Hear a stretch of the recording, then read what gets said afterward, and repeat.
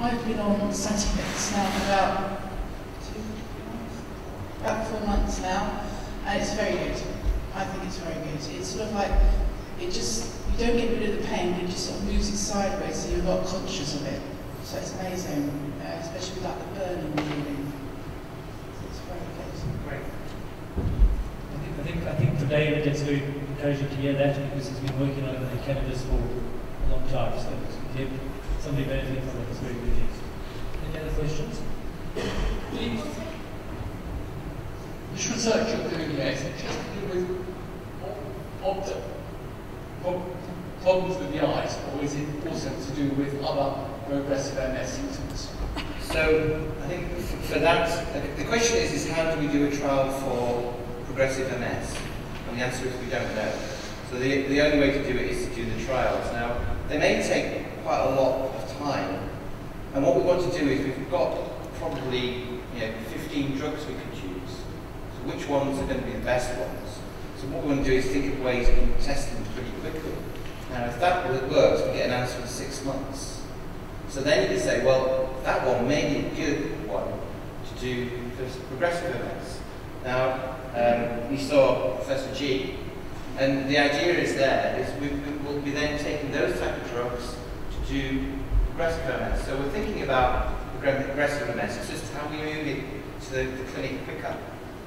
So the optic neuritis is a quick way of getting a drug to actually get an idea if it works, because until we start doing the trials we won't know, and from a historical perspective, when we start doing trials, the first ones tend to fail.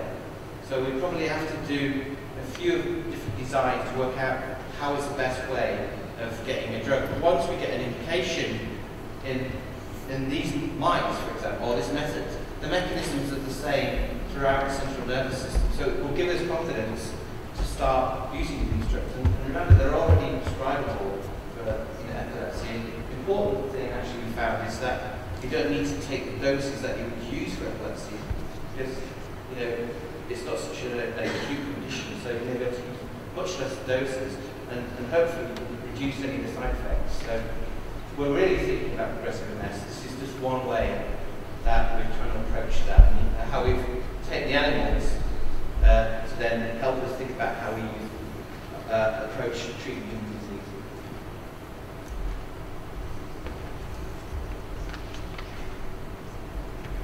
Hello. You mentioned about cannabis acting on the sodium pump mechanism, and these anti-epilepsy drugs are doing something similar, I'm gathering. Yeah.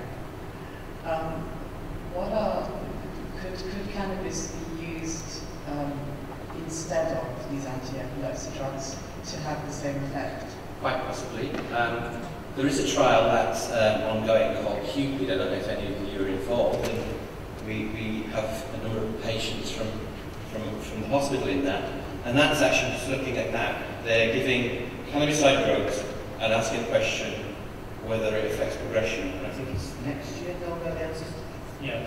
So it's quite possible that they could replace it.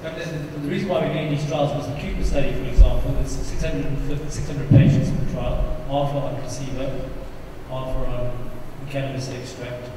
And the trial design takes 3 years to get an answer. 3 years. That's not taking into account the recruitment period. The recruitment period for that trial was over a year, so the analysis period, so it's going to take about 4.5 to 5 years to get an answer. And that's far too long to do phase 2 trials. So this is one of the reasons why we try to develop trial designs that allow us to rapidly screen. Hopefully the answer will be available early next year. I mean, I will point out that we showed that first in mice, 2003. So actually, that's another thing I just want to point out that the Cupid study design came from David's work, showing that cannabinoids are very protective in MS, in the model of MS. I was going to say it's not my work, all of our work. Is it? Okay, and can you just tell me quickly what are the side effects of trying the anti-epilepsy drugs now? Evan, you can tell me the side effects. Well, the problem about these are blocked sodium channels. You need sodium channels to conduct electrical currents. So the biggest side effect is it's sedating, can cause cognitive impairment, make memory problems worse. Concentration and tension go down. Those are the common side effects. And do those go away if you stop taking the drug? Well, the way we do it is we start them off slowly and build up the dose slowly. People don't notice them. But they do notice that when you stop taking the drug. So anybody who's been on a sodium channel blocker that's been very high, we sneak them in slowly and they don't realise they're getting sedated and impaired.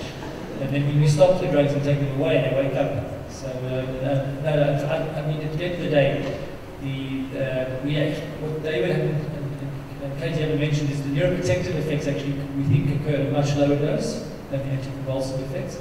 So we probably can get away with these drugs at much lower doses than you would use for epilepsy. And those doses are, the side effects are relatively tolerable.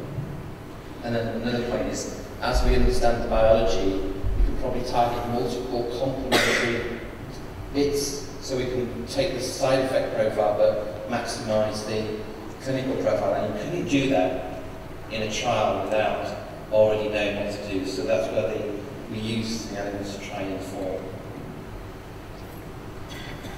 Last question for this session. How often should an MS sufferer have their eyes tested? And is the local high street optician aware of the optic nerve? Yes, they are. So, I mean, you need your eyes tested anyway for visual acuity. In case you've got a refractive problem, you need glasses. But in terms of how often should they be measured, it depends on the situation. If you're part of a trial, we'll do it regularly. But in normal clinical practice, not very often at all. When fingolimod comes along, Gilenya, one of the side effects is you get some edema in a small number, a really tiny number of patients. But because of that, the company, Novartis, who are marketing, have recommended that we do baseline 3-month OCT just to pick up that rare side effect. It's a safety issue, really. But outside of that, we don't normally routinely measure except even for eye assessments, unless something specific comes up on an ad hoc basis. Okay, now I'd like to move on. Thank you very much, David and Katie.